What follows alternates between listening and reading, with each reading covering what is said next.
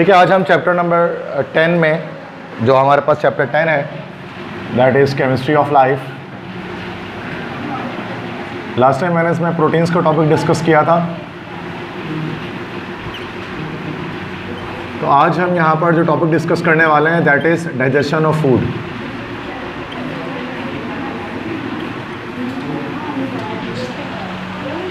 या food digestion.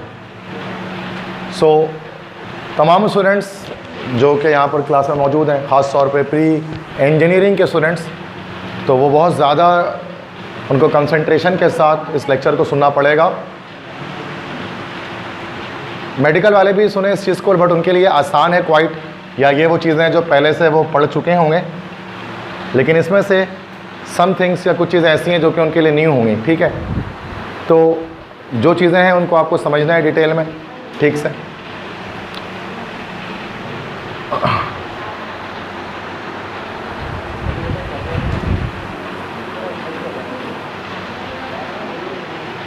Okay, so digestion of food या food digestion biochemistry है। Page number 256 पर जो है वो ये मौजूद है चार्ट, जो चार्ट यहाँ सामने मौजूद है। तो आपकी बुक में पेज नंबर 256 पर एक कंप्लीट चार्ट बना है, तो अगर आप उसको बनाने की नीड ही नहीं है, आप उस पर एडिट कर सकते हैं तो कर लें, otherwise you don't need to draw it completely. तो आज से सुनने की चीज़ें हैं कि बस सुनना है चीज़ों को, बाकी आपका बुक मौजूद है उसमें आप देख लीजिएगा, और सारी चीज़ें मौजूद हैं इस तरह से। तो डाइजेशन ऑफ फूड के बारे में डिस्कस करेंगे। देखो, human body is actually a combination of systems. Human body के अंदर बहुत सारे सिस्टम्स हैं, जैसे कि एक सिस्टम जो आपको सपोर्ट प्रोवाइड करता है दैट इज़ स्केलेटल सिस्टम। इस तरह से जो आपकी बॉडी की फॉर्मेशन करता है that is muscular system. Skin है, उसके बाद आपकी बॉडी पर ऊपर इंटेगुमेंट्री सिस्टम। इस तरह से जो ब्रेन का सिस्टम है आपका नर्वस सिस्टम। इस तरह डिफरेंट हार्मोन्स हैं, ग्लैंड्स हैं, एंडोक्राइन सिस्टम, रिप्रोडक्टिव सिस्टम है, देन यूरिनरी सिस्टम है, रेस्पिरेटरी सिस्टम है। तो human being is actually a combination of various systems and system is actually a combination of various organs. तो उनमें एक बहुत इंपॉर्टेंट हमारे पास सिस्टम होता है जो आप बचपन से पढ़ते आ रहे हैं, that is the digestive system, निज़ाम-ए-इंहिज़ाम। बायोलॉजी के अंदर ही इसको पढ़ा, केमिस्ट्री में आपने कभी इसको नहीं पढ़ा होगा। फर्स्ट टाइम आप केमिस्ट्री के अंदर डाइजेस्टिव सिस्टम को स्टडी करने वाले हैं by the eyes of A chemist, मतलब एक केमिस्ट्री की नज़र से डाइजेस्टिव सिस्टम को पढ़ने वाले हैं। बायोलॉजी की नज़र से तो बहुत बार पढ़ चुके हैं। ठीक है, तो बायोकेमिस्ट्री है, तो बायोलॉजी केमिस्ट्री दोनों का मिलाप है यहाँ पर इसके अंदर इस टॉपिक में। तो डिटेल में हम डिस्कस करेंगे डाइजेस्टिव एक्शन के बारे में, और ये टेबुलर फॉर्म में अरेंज्ड है। अच्छा, आपकी बुक में ये टेबुलर फॉर्म में भी है, और आपकी बुक में ये पैराग्राफ वाइज भी है। पैराग्राफ वाइज थोड़ा सा ऑकवर्ड है या काफ़ी डिटेल्ड है ना, तो इतने डिटेल की नीड नहीं है। तो जहाँ पर जस्ट मैं इसको एज आ कह लें कि टेबुलर फॉर्म में इंपॉर्टेंट फैक्ट्स बताने जा रहा हूँ जो 45 मिनट्स में कंप्लीट हो जाएंगे। डाइजेशन, सबसे पहले व्हाट इज डाइजेशन? डाइजेशन कहते हैं किसे? यस, मेटाबॉलिज्म एक्टिविटी है ये, जिसमें क्या होता है, डिकम्पोजिशन होती है।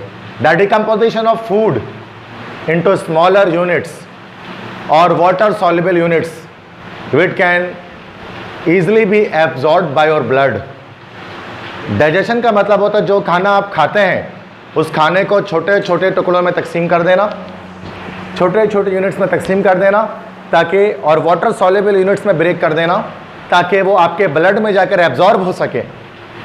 ये कहलाता है डाइजेशन, सिंपल लफ्ज़ों में। ये मैंने इसका जस्ट बताया कि डेफिनेशन क्या है, बाकी डिटेल तो उसकी बहुत लंबी है कि डाइजेशन बॉडी में किस तरह से होती है। सबसे ज़्यादा बायोकेमिकल प्रोसेसेस जो आपकी बॉडी में चलते हैं वो डाइजेशन में ही चलते हैं। सबसे ज़्यादा रिएक्शन, ये सबसे बड़ा प्रोसेस समझ लें डाइजेशन का ही होता है बॉडी के अंदर ओवरऑल। तो डाइजेस्टिव एक्शन की जब बात करें, डाइजेशन हमारे पास जो है ना वो दो तरह की होती है, एक इंटरनल डाइजेशन है, एक एक्सटर्नल डाइजेशन। पहले एक्सटर्नल डाइजेशन होती है, फिर इंटरनल डाइजेशन होती है। ठीक है, अगर हम डाइजेस्टिव सिस्टम की बात करें तो हमारे माउथ में दिस इज़, यहाँ पर एक्सटर्नल डाइजेशन होती है, और ये पेट में, ये पेट का पूरा एरिया जो है वो गट एरिया कहलाता है। तो जो गट के पूरे एरिया में इंटरनल डाइजेशन होती है। ठीक है, अब पहले मैं आपको स्टार्टिंग कहाँ से होती है? एक्सटर्नल डाइजेशन से, माउथ से। इसी को हम लोग बकल कैविटी भी कहते हैं, ठीक है। Mouth is also known as buccal cavity digestive system के अंदर। बकल कैविटी के अंदर जो इंपॉर्टेंट ऑर्गन्स हैं वो दो हैं, टीथ है और टंग है, दांत और जुबान। टीथ क्या करती है? सबसे पहले टीथ जो है वो च्यू करने में काम आती है, फूड को स्मॉल यूनिट्स में ब्रेक करती है। चूँकि हमने पढ़ा है केमिकल काइनेटिक्स के अंदर, जितना ज़्यादा सरफेस एरिया ऑफ रिएक्टेंट होगा उतना ज़्यादा फास्टर रेट ऑफ रिएक्शन होगा। छोटे छोटे मॉलिक्यूल्स ज़्यादा फास्टर रिएक्शन करते हैं बड़े मॉलिक्यूल्स के बनिस्बत, ठीक है। तो माउथ में जो टीथ है वो क्या करता है? पहले खाने को, आपने कोई ब्रेड रोटी का टुकड़ा आपने तोड़ा है हाथ से, उसके बाद आपकी टीथ क्या करती है? फर्दर उसको स्मॉलर यूनिट्स में ब्रेक कर देती है, ठीक है। और टंग क्या काम करता है? ज़बान ब्लेंडिंग कर रहा होता है, ब्लेंड कर रहा होता है उस पूरे खाने को, जो छोटे छोटे टुकड़े हैं उनको ब्लेंड कर देता है, साथ में मिक्स कर देता है। तो ये माउथ से स्टार्ट हो जाती है डाइजेशन, जिसको बकल कैविटी कहते हैं। माउथ में ही कुछ ग्लैंड्स होते हैं जिसको हम कहते हैं सलाइवरी ग्लैंड्स। ये ग्लैंड्स एक्टिव कब होते हैं? जब आप खाने की चीज़ को देखते हो, या जब उसको सूंघते हो, या कभी कभार जब सोचते हो। ये दिमाग से कनेक्शन होता है इसका। कहते हैं खाने की चीज़ देखते हैं तो मुंह में पानी आ रहा है, बोलते हैं ना, तो मुंह में पानी आ रहा है से क्या मुराद है कि जो सलाइवा है ना, सलाइवरी ग्लैंड्स है, ये प्रोड्यूस करते हैं सलाइवा। वो सलाइवा बकल कैविटी के अंदर बहुत इंपॉर्टेंट एक्शन सर अंजाम देता है। एकदम स्टार्टिंग में स्टार्ट करते हैं, समझ में आ रही बात यहाँ तक? मैं एक लेमैन के तरीके को, I myself an engineer, I am not a doctor, तो मैं बायोलॉजी को ऐसे पढ़ता हूँ जैसे कि एक आम इंसान पढ़ सकता है। ये जब राह चलता हुआ कोई शख्स है ना, मैं उसको डाइजेशन समझा सकता हूँ, क्योंकि मैं एक इंजीनियर के वे पर समझा रहा हूँ। हाँ, डॉक्टर समझाए तो बहुत डिटेल्ड बातें करेंगे, उसके अंदर बहुत कॉम्प्लेक्स वर्ड्स यूज़ करेंगे जो मुझे नहीं पता इतना ज़्यादा। मैं उसको कॉमन वे पर ही बताऊँगा, जिसमें से इंजीनियरिंग का हर बच्चा आराम से समझ जाएगा, उसको डाइजेशन आती होगी, और किसी मेडिकल के स्टूडेंट से कम भी नहीं आती होगी, उतनी ही आती होगी, ऐसा मैं समझा दूँगा, लेकिन आसान लफ्ज़ों में, ठीक है। चूँकि इससे क्या होगा कि आपके MCQs वगैरह जो है ना अटैम्प्ट हो जाएंगे। बट फिर भी वही बात है, since I am not a doctor, इसकी वजह से क्या करूँगा मैं कि उसको एक लेमैन की तरह एक सिंपल वे पर आपको समझाऊँगा। क्योंकि केमिस्ट्री का लेक्चर चल रहा है, बहुत सारे ऐसे स्टूडेंट्स हैं जो प्री इंजीनियरिंग के हैं, जो मेरे इस लेक्चर को देख रहे हैं, सुन रहे हैं, तो उनके लिए भी ये समझ में आने वाली चीज़ है, ठीक है। तो वो फिर उसमें बोर नहीं होंगे कि सर ये तो बड़ा बोरिंग हो गया, ये तो हम तो मैथ्स पढ़ते हैं, इंटीग्रेशन डेरिवेटिव, हमें किसने फंसा दिया। चूँकि ये डाइजेशन है यार, बायोलॉजी एक ऐसा सब्जेक्ट है ना जो कि सभी को पढ़ना चाहिए इन माय ओपिनियन। चूँकि पेट या खाना हर कोई खाता है, डाइजेशन सबकी होती है, हाजमा सबका ख़राब होता है। इंजीनियर ऐसा नहीं कि मेडिकल वालों को होगा, चूँकि पढ़ते हैं इंजीनियरिंग वालों को नहीं होगा, नहीं, इंजीनियर्स का भी हो सकता है, तो उनको भी तो पता हो ना बॉडी के अंदर सिस्टम क्या चल रहा है। क्योंकि फिर मतलब कॉमन सेंस की बात, तो उसको आप जीके की तरह पढ़ लो, इस टॉपिक को जनरल नॉलेज की तरह पढ़ लो, IQ लेवल बढ़ाने के लिए पढ़ लो, सही है, काम आएगा आगे, पेपर में तो आएगा, ज़िंदगी में हमेशा काम आएगा। सबसे पहले अच्छा, अब बेटा होता क्या है कि कंप्लीट डाइजेस्टिव सिस्टम में हमारे पास होता है एलिमेंट्री कैनाल। एलिमेंट्री कैनाल एक 9 मीटर लंबा कैनाल है। इंसान की खुद हाइट मैक्सिमम 3 मीटर तक होती है, लेकिन एलिमेंट्री कैनाल 9 मीटर का। आप बोलोगे ऐसा कैसा सर, आदमी 3 मीटर का और वो 9 मीटर का? तो असल में ये एलिमेंट्री कैनाल जो आपके माउथ से स्टार्ट होकर रेक्टम तक जाती है या एनस तक जाती है, ये कॉइलिंग हुई होती है उसके अंदर। इस कॉइलिंग में क्या होता है कि वो 9 मीटर बड़े कंडेंस होकर स्मॉल से वॉल्यूम में आ जाता है। अगर इसको सीधा खींचा जाए तो ये 9 मीटर तक हो, तो ये कॉइलिंग की वजह से। तो 9 मीटर का होता है एलिमेंट्री कैनाल, ठीक है। और इसी एलिमेंट्री कैनल के अंदर सारे ऑर्गन्स जुड़े होते हैं, एक साथ कनेक्टेड होते हैं। माउथ से लेकर एसोफेगस से लेकर stomach, liver, small intestine, large intestine, सब कनेक्टेड होते हैं उसके साथ, ठीक है। तो यहाँ पर जो चार्ट है, इस चार्ट को समझो कि चार्ट को पढ़ना कैसे है आज। इसमें इतना सारा क्या अलम शलम लिखा हुआ है, क्या लिखा हुआ है। सबसे पहला है region of alimentary canal. Digestion start से लेकर एंड तक एलिमेंट्री कैनल में किन किन ऑर्गन से होकर गुजरेगा, किन किन पार्ट से होकर गुजरेगा। देन उस पार्ट के अंदर कोई ना कोई ऑर्गन होगा, वो ऑर्गन जो है ना वो क्या करेगा, कोई जूस प्रोड्यूस करेगा, कोई डाइजेस्टिव जूस को प्रोड्यूस करेगा। वो डाइजेस्टिव जूस जो प्रोड्यूस होगा उसमें एक कोई ना कोई एंजाइम होंगे। कौन से एंजाइम होंगे? वो एंजाइम किस तरह के क्लास ऑफ फूड पर एक्ट करेगा और किस सब्सटेंस में उनको डिकम्पोज करेगा, कन्वर्ट करेगा। डिटेल में समझना है सब चीज़, जरा समझो। ये एलिमेंट्री कैनल का रीजन जो मैंने बताया 9 मीटर लंबा है, ये कंप्लीट आपको पेज 256 पर मिलेगा। ये मैंने बुक की कंप्लीट स्क्रीनशॉट लेकर, मैंने पिक्चर लेकर यहाँ पर लगा दिया। टोटली बुक है ये आपकी सिंध बोर्ड की। कोई अलग से कोई एडिशन सब्ट्रैक्शन नहीं किया मैंने, अभी कर रहा हूँ मैं इस पर, की नहीं है, ठीक है।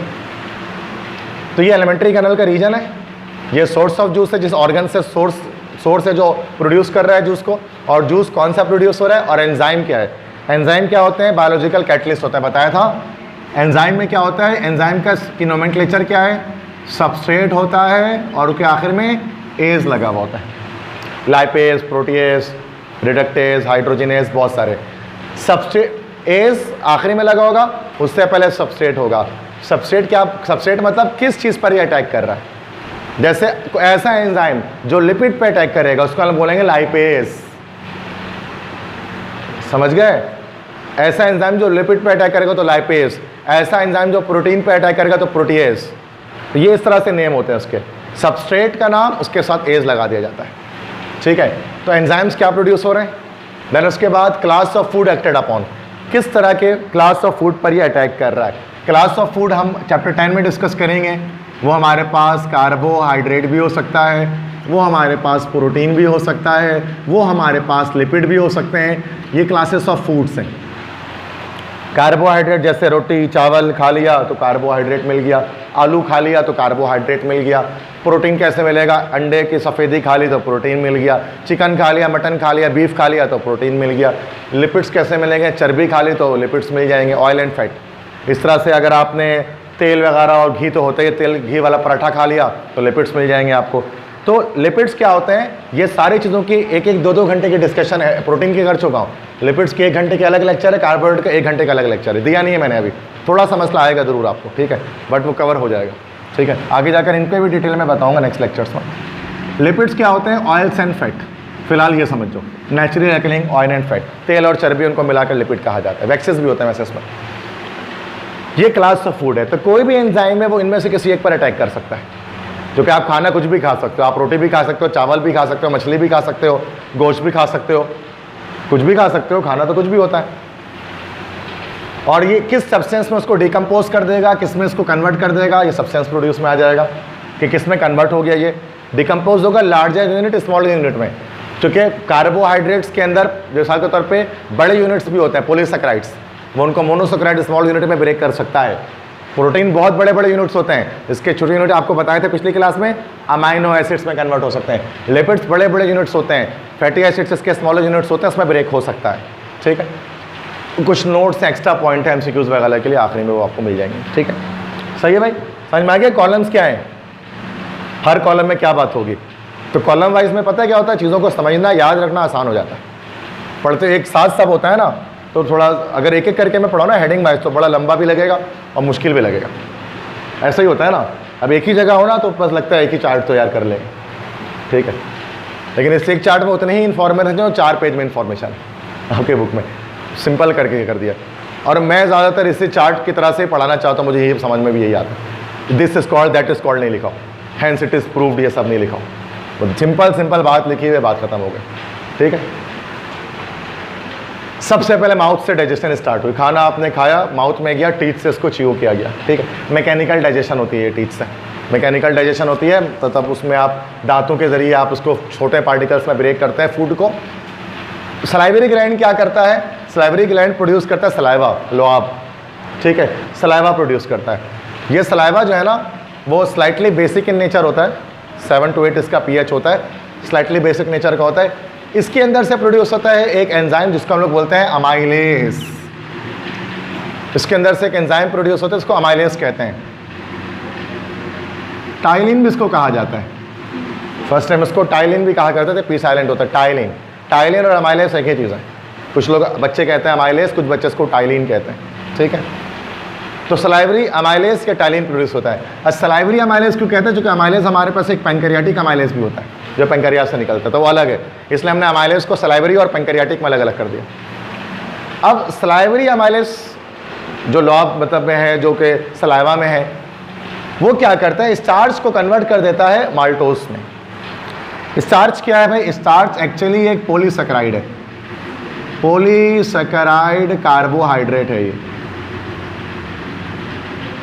पॉलीसैकेराइड कार्बोहाइड्रेट स्टार्च बताया था मैंने आपको चैप्टर 9 के अंदर, ये जब मैं शराब बनाने का तरीका अल्कोहल बता रहा था आपको, याद है सबको। पॉलीसैकेराइड क्या था, C6H10O5.N पूरा था। तो वो मेरा आटे में, दाल में, चावल में, सब में होता है स्टार्च। तो आप रोटी खाओ, चावल खाओ, वो स्टार्च ही आप खा रहे हो असल में। क्या करेगा स्टार्च जो है वो स्टार्च को कन्वर्ट कर देगा माल्टोज में। माल्टोज हम किसे कहते हैं? माल्टोज एक तरह, ओज जब आखिरी में आता है ना, ये कार्बोहाइड्रेट होता है। ओज एज आता है तो एंजाइम है, ओज आता है तो कार्बोहाइड्रेट है। माल्टोज में कन्वर्ट करता है। माल्टोज, माल्टोज क्या होता है? C12H22O11, ये माल्टोज होता है। सक्रोज का भी यही फॉर्मूला है, आइसोमर्स एक दूसरे के, जैसे ग्लूकोज और फ्रक्टोज आइसोमर्स हैं, वैसे माल्टोज और सक्रोज आइसोमर्स हैं ओलिगोसैकेराइड्स में। लेकिन ये हमारे पास है ओलिगोसैकेराइड, ओलिगोसैकेराइड। ये पॉलीसैकेराइड से स्मॉल यूनिट्स होते हैं, छोटे होते हैं। ओलिगो डाइसैकेराइड है असल में एक, ठीक है। तो ये ओलिगोसैकेराइड है। तो स्टार्च, माल्टोज में स्टार्च का टेस्ट नहीं होता, टेस्टलेस होता है, लेकिन माल्टोज का टेस्ट होता है, मीठा होता है ना। इसलिए आप रोटी को पता है ना, रोटी को जब आप चबाते रहोगे तो थोड़ी देर के बाद टेस्ट मीठा हो जाएगा उसका।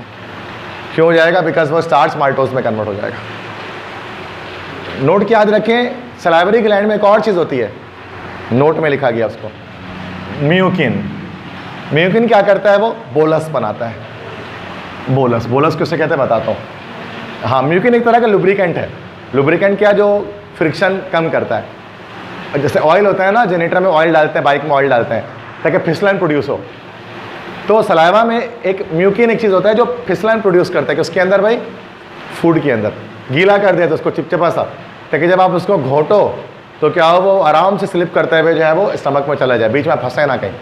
फंसेगा दार तो खांसी होगी फिर, तो वो म्यूकस कहलाता है, म्यूकिन कहलाता है, ठीक है। तो म्यूकिन क्या करता है? लुब्रिकेंट प्रोवाइड करता है और बोलस बनाता है। बोलस क्या है? गोल सी बॉल होती है खाने की। जब आप खाना घोटते हो ना तो गोल सी बॉल बन के, बोलस बन के क्या होता है, वो एसोफेगस से नीचे उतरता है, उसको बोलस कहा जाता है। अच्छा, अब इसमें एक और चीज़ समझो, यहाँ पर नहीं बताया गया बुक में, लेकिन आप समझ जाओ, वो एक्स्ट्रा नॉलेज है कि अब जब खाना आप घोटते हो तो यहाँ पर एक पोर्शन होता है, यहाँ पर एक जगह होती है, इसको बोलते हैं क्या? फेरिंग्स। फेरिंग्स का क्या काम होता है? यस, हमारे ये जो एक ही हमारे पास ये पाइप गई हुई है, सांसी जिसको बोलते हैं, ठीक है, वो रेस्पिरेटरी सिस्टम से भी कनेक्टेड है और वो डाइजेस्टिव से भी कनेक्टेड है। जब आप खाने को घोटते हो तो वो एक तरह से एक जंक्शन होता है, वो क्या करता है? सांस लेने नाली बंद कर देता है और खाने वाले नाली खोल लेता है, खाना उसमें गिर जाता है। फेरिंग्स ये काम करता है ना, कि जब खाना आ रहा होता है तो खाने वाली नाली खोल लेता है, जब सांस लेना तो सांस वाली नाली खुली रहती है। तो ये काम फेरिंग्स का होता है, ठीक है। एक्स्ट्रा बता रहे हैं, बायोलॉजी में पढ़ते हैं उसको।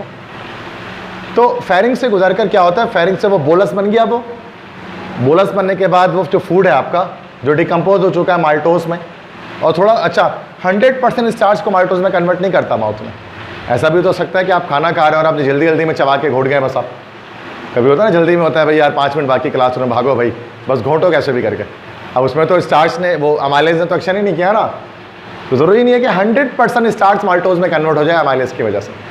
बहुत सारे नहीं हो पाते हैं, तो जो नहीं हो पाता है वो आगे जाकर होगा कन्वर्ट, ठीक है। तो वो खाना फिर आपका एसोफेगस, एक नाली होती है, एक कैनल होता है, एसोफेगस से होते हुए आखिरकार कहाँ गिरता है? जाकर स्टमक में जाता है, जिसको हम कहते हैं मैदा, मैदे में जाता है। बस समझ आ रही है यहाँ तक? क्लियर है? इंजीनियरिंग वाले खास तौर पर समझ में आ रही है ना सारी चीज़ें, क्या बता रहा हूँ? अभी तक मुश्किल तो नहीं लग रहा ना ये तो सर क्या हो रहा है, तो समझ में नहीं आ रहा। कॉमन पेपर, आप इसको जीके की तरह पढ़ो ना बस, कि ईजी हो जाए आपके लिए। तो अब क्या होता है? स्टमक में जाता है, मैदे में जाता है। स्टमक जिसको उर्दू में हम कहते हैं मैदा, स्टमक में सबसे मेन डाइजेशन वगैरह यहाँ पर स्टार्ट हो जाती है। बकल कैविटी में कोई बहुत खास डाइजेशन नहीं होती है, थोड़ा सा उसमें बस काम होता है। मेन काम अब आता है गट में। अब ये पूरा पोर्शन गट का है, पेट का पोर्शन है। स्टमक में एक ऑर्गन होता है, स्टमक के वॉल में चारों तरफ होता है गैस्ट्रिक म्यूकोजा। गैस्ट्रिक म्यूकोजा, ये गैस्ट्रिक म्यूकोजा क्या करता है? ये एक्सक्रीट करते एक juice, gastric juice. Gastric juice में 3 चीज़ें होती हैं, वैसे 2 चीज़ें होती हैं। एडल्ट के पास 2 चीज़ें होती हैं, और रेनिन जो है वो सिर्फ बेबीज़ वगैरह के जो है वो स्टमक में होता है, एडल्ट में नहीं होता। रेनिन बताऊंगा क्या काम है इसका। तो गैस्ट्रिक लाइपेज, पेप्सिन और रेनिन, ये 3 चीज़ें स्टमक में गैस्ट्रिक म्यूकोजा प्रोड्यूस करता है, गैस्ट्रिक जूस, ठीक है। अब गैस्ट्रिक लाइपेज, अब लाइपेज है ना, तो ये एक एंजाइम है, एंजाइम प्रोड्यूस हो रही है। लाइपेज का मतलब लिपिड पे एक्शन करेगा। ये लिपिड्स को क्या करेगा? लिपिड्स को फर्दर फैटी एसिड्स में, स्मॉलर यूनिट्स में, फैटी एसिड्स में, ग्लिसरोल्स में, ग्लिसरीन में उसको क्या कर देगा? ब्रेक कर देगा। फैटी एसिड आपको पता है, ऑर्गेनिक एसिड को फैटिक एसिड कहा जाता है, लॉन्ग चेन वाले। ये चैप्टर 9 में मैंने बताया हुआ कार्बोक्सिलिक एसिड के अंदर सबको, ठीक है। और ग्लिसरीन भी बताया हुआ मैंने, ट्राईहाइड्रिक अल्कोहल है, 1,2,3 प्रोपन ट्रायोल। इस पर डिस्कस नहीं करा, पहले टॉपिक बहुत मुश्किल, ठीक है, इस पर नहीं जा रहा मैं। तो ये लिपिड्स को कन्वर्ट कर देता है किसके अंदर भाई, फैटी एसिड्स में और ग्लिसरॉल में, सिंपल यूनिट में ब्रेक करता है। पेप्सिन क्या करता है, अब तरीके समझना, ये बड़ा मेन काम। पेप्सिन, पेप्सिन भी एक एंजाइम है। अच्छा, पेप्सिन डायरेक्ट नहीं बनता, पहले हमारे पास होता है उसके अंदर क्या, पेप्सिनोजिन, इनएक्टिव होता है ये पेप्सिनोजिन जो है वो इनएक्टिव है, एक्टिव नहीं होता हमारे स्टमक में। गैस्ट्रिक के पास, गैस्ट्रिक जूस में एक और भी चीज़ होती है, HCl होता है, 5% HCl। पेप्सिन जो है ना सिर्फ उस वक्त एक्टिव होता है जब उसको एसिडिक मीडियम मिलता है। तो गैस्ट्रिक जूस क्या करता है, HCl प्रोड्यूस करता है जो पेप्सिनोजिन को पेप्सिन में कन्वर्ट कर देता है, एक्टिव हो जाता है ये। तो याद रखना है, पेप्सिनोजिन इनएक्टिव होता है और पेप्सिन कैसा होता है भाई, एक्टिव होता है। HCl का दो काम है, HCl का एक काम क्या है, पेप्सिनोजिन को एक्टिव पेप्सिन में कन्वर्ट करना, और HCl का एक और काम है, ये एंटीसेप्टिक के तौर पे भी एक्ट कर रहा होता है। एंटीसेप्टिक मतलब अगर आपने कोई ऐसा खाना खा लिया है उसमें जरासीम वगैरह है, बैक्टीरिया वगैरह है, तो HCl उसको भी किल करने में मदद करता है। तेजाब है ना ये HCl। लेकिन जो स्टमक की जो वॉल होती है ना चारों तरफ से, बहुत ज़्यादा वो क्या थिक होती है, या वो क्या होता है ताकि वो जो HCl है वो आपके स्टमक को नुकसान ना पहुंचा सके, तो HCl की वॉल तो एंटीसेप्टिक होता है। और उसके अलावा वो पेप्सिनोजिन को एक्टिव करके पेप्सिन बना देता है। ये पेप्सिन क्या करता है, अब इसका काम सुनो, ये प्रोटीन्स को फर्दर डिकम्पोज करता है पॉलीपेप्टाइड्स में। पॉलीपेप्टाइड्स किसे कहते हैं, पॉलीपेप्टाइड असल में पॉलीमर होता है किसका, पॉलीमर ऑफ अमीनो एसिड। जैसे मैंने बच्चों बताया, जैसे कार्बोहाइड्रेट्स में ना पॉलीसेकेराइड बड़ी यूनिट है, उससे छोटी यूनिट ओलिगोसेकेराइड, उससे भी छोटी मोनोसेकेराइड। इस तरह से प्रोटीन एक बड़ी यूनिट है, छोटी यूनिट पॉलीपेप्टाइड्स, उससे छोटे अमीनो एसिड्स। तो ये एक स्टेप बस और नीचे लाता है, प्रोटीन्स को पॉलीपेप्टाइड्स में कन्वर्ट करता है। That is actually a polymer of amino acids, combination of amino acid. Pepsin का ये काम है प्रोटीन्स वगैरह को। अच्छा, अब ये मैं बताया था पेप्सी, जो मैं बता रहा तुम लोगों को लास्ट टाइम भी बताया था ना, ये प्रोटीन में पेप्सी का बताया था ना कि पेज पेनिस सेव इसराइल, ये नहीं है भाई। तो ये वही उसमें मैं डिटेल में भी बता रहा हूँ कि ये जो जब हम वो पीते हैं ना, पेप्सी पीते हैं, तो वो पेप्सी क्या होता है, उसमें भी एसिड होता है। ये जो पेप्सी में जो एसिड है वो क्या करता है, आपके स्टमक में जो पेप्सिनोजिन है ना उसको एक्टिव कर देता है फ़ौरन से। तो जो गोश्त वगैरह आप खाते हैं फ़ौरन से वो हजम हो जाता है बिरयानी में, इसलिए वो फ़ौरन से राहत मिलती है। कोई गोश्त वगैरह का टंग खा के पेप्सी पी लो, सुकून मिल जाता है। चलो भाई, वजह यही होती है, ये रीज़न मैं बता रहा हूँ यहाँ पे, ठीक है। याद रखो इस तरह से ट्रिक्स के थ्रू। तो पेप्सिन क्या करता है, प्रोटीन को कन्वर्ट कर देता है पॉलीपेप्टाइड्स के अंदर, ठीक है। तीसरा होता है rennin. Rennin is only in the babies और नेसेंट बेबीज और इन्फेंट बेबीज। इन्फेंट बेबीज के अंदर होता है रेनिन। चूँकि इन्फेंट बेबीज जो है ना, वो उनका जो डाइजेस्टिव सिस्टम होता है वो मिल्क के सिवा और किसी चीज़ को भी क्या करता है, वो नहीं करता, डाइजेस्ट नहीं करता। तो बच्चों के जो स्टमक में रेनिन है वो मिल्क प्रोटीन को क्या करता है, केसिन में प्रोड्यूस कर देता है, केसिन में चेंज कर देता है। कर्ड प्रोटीन भी उसको हम कहते हैं। तो जो मिल्क है ना वो कर्ड जैसा हो जाता है बच्चे के पेट में जाने के बाद। जब बच्चा प्यूकिंग करता है, हमने पढ़ा था ना उसमें 7 एजेस ऑफ मैन के अंदर, mewling and puking in the nurses arm, कि वो है ना अपनी माँ के जो है वो गोद में वो उल्टी करता है, तो बच्चे की जो उल्टी होती है वो कर्ड टाइप की होती है। तो वो इसी एक्शन की वजह से होता है कि तो मिल्क प्रोटीन पे जो रेनिन एक्शन करता है ना, तो कर्ड प्रोटीन केसिन में कन्वर्ट हो जाता है, वो योगर्ट जैसा होता है, दही जैसा होता है, ठीक है। तो ये जब इंसान बड़ा होता है तो फिर रेनिन उसकी बॉडी से ख़त्म हो जाता है, ठीक है। ये बच्चों के पास होता है, बेबी के पास। तो याद रखिएगा कि ये तीसरा ज़रूरी नहीं है कि आपके पास भी, किसी के पास नहीं, ये बेबी उसके पास है। बात समझ में आ गई है, क्लियर है। यहाँ पर स्टमक में क्या होता है भाई, स्टमक में गैस्ट्रिक जूस 3 तरह की चीज़ें प्रोड्यूस करता है, क्या क्या काम है। HCl का यहाँ फिर से लिखा हुआ है 5% होता है, जो गैस्ट्रिक म्यूकोजा प्रोड्यूस करता है। ये एसिडिक मीडियम प्रोवाइड करता है पेप्सिनोजिन को पेप्सिन में क्रिएट करने के लिए, और साथ में बैक्टीरिया को मारता है, एंटीसेप्टिक है। क्लियर तो मसला सारे बच्चों को। Next, small intestine. अच्छा, मैंने आज तक ज़िंदगी में ये टॉपिक पढ़ाया नहीं है इंटर में, क्योंकि इतना टाइम होता नहीं है कभी भी। मैंने बताया कि चैप्टर 10 में एक दिन में कराता हूँ, चैप्टर 11 में सिर्फ एक दिन में कराता हूँ, और एक दिन में मैं कार्बोहाइड्रेट प्रोटीन फैटी कराता हूँ, बस और कुछ नहीं।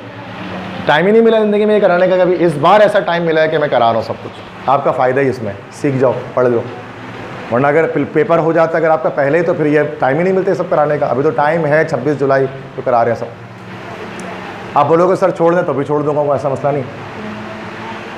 अच्छा, इसमें अब क्या होता है कि फूड जो बायोलॉजी में भी काम आएगा मेडिकल वालों के लिए, मैं बता रहा हूँ। अब स्टमक से फूड निकला, वो पहुँचेगा स्मॉल इंटेस्टाइन में। ये रहा स्मॉल इंटेस्टाइन। स्मॉल इंटेस्टाइन में फर्दर डाइजेशन आगे जाकर होगी फिर, ठीक है। तो इस तरह से गया स्टमक में, स्टमक से आगे गया कहाँ पर भाई, स्मॉल इंटेस्टाइन के अंदर, ठीक है। अब स्मॉल इंटेस्टाइन में क्या होगा, स्मॉल इंटेस्टाइन में 3 ऑर्गन, अलग अलग 3 ऑर्गन से क्या होंगे हमारे पास, जूसेस आएंगे। लिवर, पैंक्रियास और ड्यूडेनम वॉल्स। यहां पर हमारे पास यहां पर हमारे पास दिस इज कॉल्ड लिवर, जिसको हम लोग जिगर कहते हैं, कलेजी भी बोलते हैं हम लोग अपने ज़बान में। लिवर है, यहाँ पर जिगर है, कलेजी है, एक ये है। दूसरा हमारे पास इधर पर कहीं पर मौजूद है ये पॉइंट, दिस इज पैंक्रियास, लबलबा जिसको बोलते हैं। और तीसरा ये जो है ना, ये बच्चों ये जो स्मॉल इंटेस्टाइन इसकी वॉल्स, उसकी ड्यूडेनम कहा जाता है, ड्यूडेनम वॉल्स, इसकी वॉल। तो 3 जगहों से जूसेस आते हैं। लिवर से आता है, मतलब जिगर से आता है। पैंक्रियास से आता है, मतलब लबलबे से आता है। तीसरा ड्यूडेनम वॉल से आता है, इसको ऐसा भी लिख सकते हैं इंटेस्टाइन वॉल से आता है, ठीक है। तो लिवर से, पैंक्रियास से और इंटेस्टाइन के वॉल से हमारे पास क्या होते हैं, जूसेस आते हैं 3।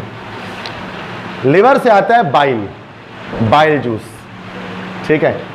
बाइल क्या होता है बच्चों, बाइल होता है ग्रीन कलर का, ग्रीन फ्लूइड होता है, ग्रीन कलर का एक फ्लूइड होता है बाइल, सॉरी, अल्कलीन नेचर का होता है, अल्कलीन होता है। बाइल के अंदर एंजाइम कोई नहीं होता है, एंजाइम लेस होता है ये। लिवर बाइल प्रोड्यूस करता है, उसके अंदर नील लिखा हुआ है, नील मतलब कोई एंजाइम नहीं है। और ये करता क्या है, ये करता है एमल्सिफाइज फैट्स। फैट्स जो होते हैं ना, फैट मैंने बताया था ना, फैट बड़े यूनिट्स हैं, ये फैट्स को छोटे छोटे छोटे बहुत सारे यूनिट्स में ब्रेक करता है। एमल्सिफिकेशन कहते हैं ना इसको, ड्रॉपलेट्स बना देते हैं उसके, इसको एमल्सिफाई कर देता है ताकि आगे जाकर फर्दर आराम से इस फैट का डाइजेशन हो सके। तो बाइल का एक्शन क्या करता है, बाइल फैट्स को एमल्सिफाई करता है, फैट्स को स्मॉल यूनिट्स में ब्रेक करता है, ठीक है। मैं कंप्लीटली अभी इस चार्ट के तहत आपको चीज़ें बता रहा हूँ जो चीज़ें हैं। फिर मैं बता दूँ, क्लास के स्टार्ट में बताया था कि बायोलॉजिकली इसके अंदर और फर्दर बहुत सारे एक्शंस हो सकते हैं, लेकिन हमें उस तक नहीं जाना है फिलहाल, ठीक है। पैंक्रियास, लबलबा। पैंक्रियास क्या करता है, पैंक्रियाटिक जूस निकालता है। पैंक्रियाटिक जूस, जिसको इंसुलिन भी कहा जाता है, पैंक्रियास सेक्रेट करता है इंसुलिन, पैंक्रियाटिक डक्ट से पैंक्रियाटिक जूस निकलता है। अब ये पैंक्रियाटिक जूस है, इसके अंदर हमारे पास 1 2 3 4 4 तरह के एंजाइम्स होते हैं, सब के आखिर में एज लगा हुआ है। देखो, पैंक्रियाटिक अमाइलेज, एक अमाइलेज ऊपर था, ठीक है, salivary amylase, pancreatic amylase, pancreatic lipase, एक लाइपेज ऊपर था, गैस्ट्रिक लाइपेज, और ये पैंक्रियाटिक लाइपेज है। अमाइलेज मतलब कार्बोहाइड्रेट पे एक्शन करेगा, स्टार्च को माल्टोज में कन्वर्ट करेगा। लाइपेज मतलब लिपिड पे एक्शन करके लिपिड्स को फर्दर और स्मॉलर पार्ट में ब्रेक करेगा, ठीक है। ट्राइप्सिन, यह पेप्सिन की तरह काम करता है, प्रोटीन्स पर अटैक करता है, ठीक है। और उसके बाद जो है वो पेप्टाइडेजेस, तो पेप्टाइडेजेस क्या करेंगे, वो फर्दर आगे एक्शन अभी मैं बताता हूँ उसका। तो 4 तरह के हैं, पैंक्रियाटिक अमाइलेज है, पैंक्रियाटिक लाइपेज है, ट्राइप्सिन है और पेप्टाइडेजेस, ठीक है। ये 4 होते हैं पैंक्रियाटिक जूस के अंदर। अब अमाइलेज क्या करता है, जैसे ऊपर इसने किया, स्टार्च को माल्टोज में कन्वर्ट करेगा। मैंने बताया जल्दी जल्दी खाना खाते हो तो सारा स्टार्च नहीं कन्वर्ट होता, बाकी जो बचा हुआ स्टार्च है वो यहाँ माल्टोज में कन्वर्ट होता है, सही है, पैंक्रियास के थ्रू, स्मॉल इंटेस्टाइन के अंदर। ये सब स्मॉल इंटेस्टाइन में चल रहे हैं। 4 और 3 ऑर्गन्स हैं, अलग अलग जूस दे रहे हैं, अलग अलग काम स्मॉल इंटेस्टाइन में हो रहा है। पैंक्रियास जो है दूसरा एंजाइम फिर दे रहा है आपको, पैंक्रियाटिक लाइपेज, ये लिपिड्स के ऊपर एक्शन कर रहा है। जो पहले ग्लिसरीन में कन्वर्ट हो गया था हमारे पास लिपिड, उस ग्लिसरीन को, ग्लिसरॉल को, ये फर्दर फैटी एसिड में कन्वर्ट कर रहा है और सिंपल यूनिट्स में ब्रेक कर रहा है, ठीक है। देन उसके बाद ट्राइप्सिन, ट्राइप्सिन पेप्सिन वाला ही काम करता है, यह प्रोटीन को पॉलीपेप्टाइड में ब्रेक करता है ना, फिर ये फर्दर क्या करता है, पॉलीपेप्टाइड्स को, ये जो पेप्टोन्स है ना, असल में ये असल में पॉलीपेप्टाइड्स ही हैं, आप उनको जो भी नाम दे दे आगे, पॉलीपेप्टाइड्स को फर्दर स्मॉलर पॉलीपेप्टाइड्स में ब्रेक कर देता है, और छोटे पॉलीपेप्टाइड्स में ब्रेक कर देता है, और स्मॉलर यूनिट्स में। उसके बाद पेप्टाइडेजेस क्या है, ये जो और स्मॉलर पॉलीपेप्टाइड्स थे इनको further finally amino acid units में कन्वर्ट कर देता है। अमाइनो एसिड के बारे में लास्ट लेक्चर में बता दिया मैंने आप। तो पैंक्रियाटिक जूस में क्या हो रहा है भाई, अमाइलेज स्टार्च को माइल्टोज बना रहा है, लाइपेज ग्लिसरॉल को फैटी एसिड में कन्वर्ट कर रहा है, मतलब organic acid of long chain. Trypsin क्या कर रहा है, पॉलीपेप्टाइड को स्मॉलर पॉलीपेप्टाइड में ब्रेक कर रहेगा। पेप्टाइडेज क्या कर रहा है, स्मॉलर पॉलीपेप्टाइड को फाइनली अमाइनो एसिड में कन्वर्ट कर रहा है। अब बच्चों ये amino acid what happened,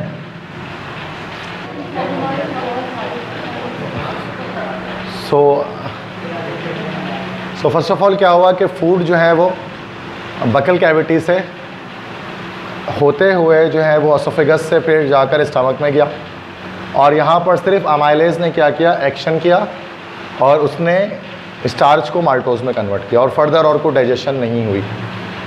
stomach में गैस्ट्रिक म्यूकोजा ने प्रोड्यूस किया, लाइपेज प्रोड्यूस किया, ठीक है। लाइपेज ने क्या किया, लिपिड्स को जो है वो ग्लिसरॉल्स वगैरह में कन्वर्ट किया, और साथ में एक और भी चीज़ प्रोड्यूस की, या दूसरी चीज़ प्रोड्यूस की स्टमक ने, यस पेप्सिन, पेप्सिनोजिन हुई, और जो कि HCl में मौजूद, जैसे स्टमक में मौजूद HCl ने 5% HCl ने उसको पेप्सिन में कन्वर्ट किया, और जिसने प्रोटीन्स को पॉलीपेप्टाइड में कन्वर्ट किया, ठीक है। और रेनिन बेबीज़ के उसमें होता है, बताया था स्टमक में। देन उसके बाद वो फूड गया स्मॉल इंटेस्टाइन में, और स्मॉल इंटेस्टाइन में 3 ऑर्गन से या 3 डक्ट से आप कह लो कि हमारे पास जो है वो एंजाइम्स आए।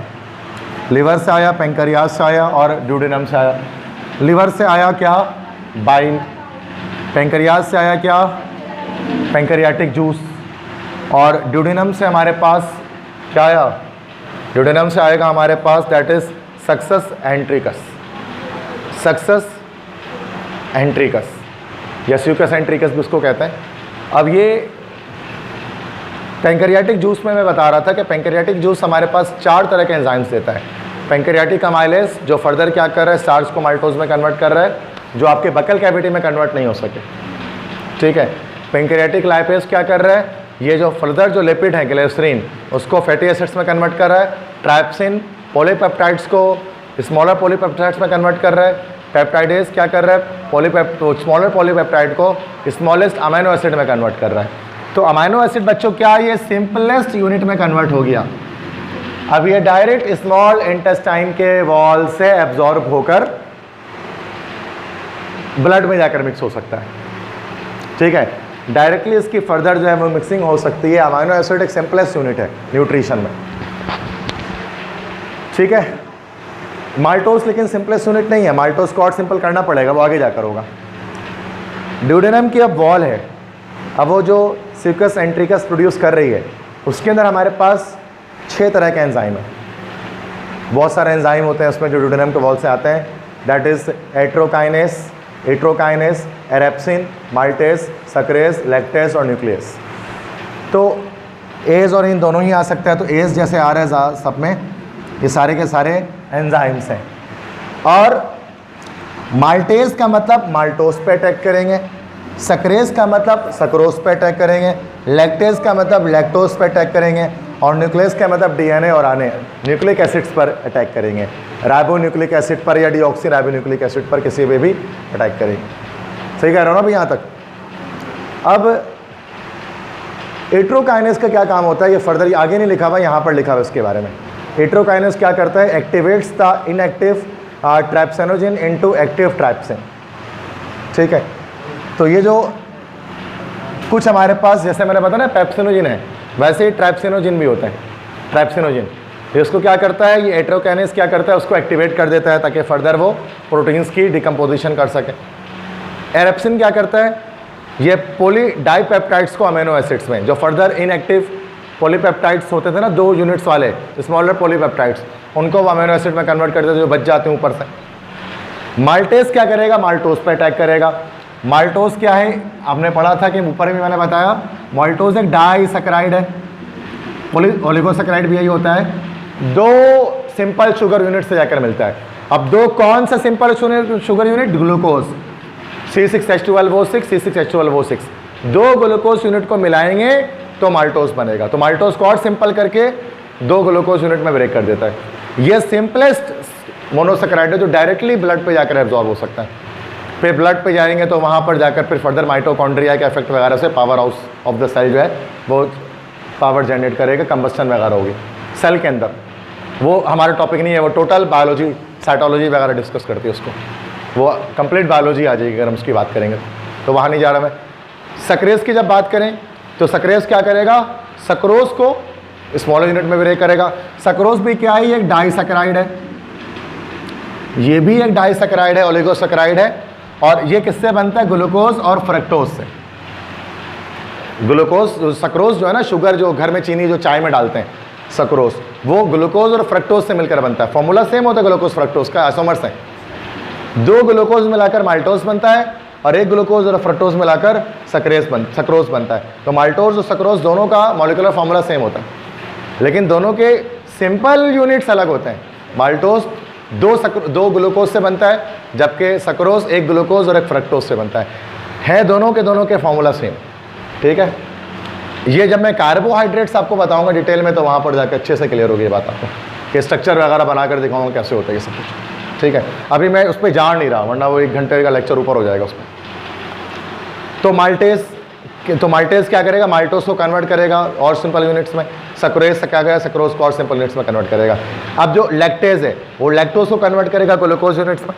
तो लैक्टोज भी जो है वो ग्लूकोज से मिलकर बनता है, 3 यूनिट्स होते हैं उसके अंदर। ठीक है, तो ग्लूकोज कंबाइन होता है तो लैक्टोज को फर्दर और ग्लूकोज में कन्वर्ट करेगा। न्यूक्लियस, अब जब आप खाना खा रहे हो उसमें डीएनए और आरएनए भी होगा, जो गोश्त खा रहे हो जो भी आप है उसके अंदर डीएनए आरएनए भी होंगे। तो डीएनए और आरएनए को न्यूक्लियस क्या करता है? उसको फॉस्फेट्स में और सिंपल शुगर यूनिट्स में उसको और फर्दर ब्रेक कर देता है। तो ये फाइनली यहाँ पर जाकर आपकी केमिकल डाइजेशन यहाँ पर कंप्लीट होती है। उसके बाद फर्दर फिर मैकेनिकल साइड पे हम आ जाते हैं। ठीक है, देखो ज़रा बता रहा हूँ फिर से। स्मॉल इंटेस्टाइन में मैंने बता दिया क्या है भाई, कुछ बाइल आया यहाँ से, पेंक्रियास से पेंक्रियाटिक जूस आया, और तीसरा क्या बताया मैंने आपको कि जो ड्यूडेनम के वॉल से कुछ आए। उन्होंने क्या किया?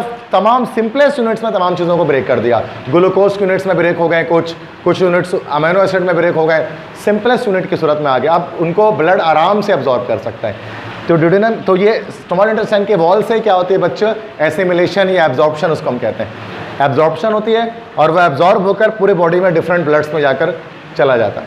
ब्लड में डिफरेंट ब्लड्स में जाकर ब्लड सेल्स में आरबीसीज में रिसीव हो जाता है। अब क्या होता है बच्चे कि यहाँ पर इसी स्मॉल इंटेस्टाइन में अब क्या होता है कि बहुत सारी चीज़ें अब वेस्ट मटेरियल बन जाती हैं जो डाइजेस्ट नहीं हो पाती, इनसॉल्युबल रह जाती हैं। अब जो वेस्ट मटेरियल जितना भी होता है ना उसके अंदर, तो वो क्या होता है? वो सारे का सारे डिस्कार्ड होकर लार्ज इंटेस्टाइन में चला जाता है। लार्ज इंटेस्टाइन के अंदर डाइजेशन नहीं होती है, ये बस यहाँ पर क्या कलेक्शन होती रहती है, स्टोरेज होता रहता है, जमा होता रहता है, जमा होते रहता है यहाँ तक कि वो जमा होकर रेक्टम में पहुँचता है। रेक्टम पे जैसे पहुँचते हो तो सेंसेशन आती है, ठीक है, कि now you have to excrete it out. ये जो है ये अच्छा, ये जो बन रहा है इसको, तो जो वेस्ट मटेरियल इसके अंदर बन गया जिसको हम कहते हैं फेसेस कहा जाता है। एक्सक्रीटा भी उसको हम कह सकते हैं बायोलॉजी में। फेसेस या एक्सक्रीटा वो इस लार्ज इंटेस्टाइन में जमा होना शुरू हो जाता है, और फिर रेक्टम पे जब पहुँचो तो सेंसेशन होती है कि भाई ब्लड, तो उसमें कि भाई क्या करें कि एक्सक्रीट करें इन चीज़ों को। तो एनएस के रास्ते से क्या होता है? फाइनली एलिमेंट्री कैनल का एंड पॉइंट होता है, यहाँ से एक्सक्रीट हो जाता है, ठीक है, और यहाँ डाइजेशन बकल कैविटी से एनएस तक जाकर खत्म हो जाती है। क्लियर हो गया बात समझ में आई? किस तरह से वो सब चीज़ें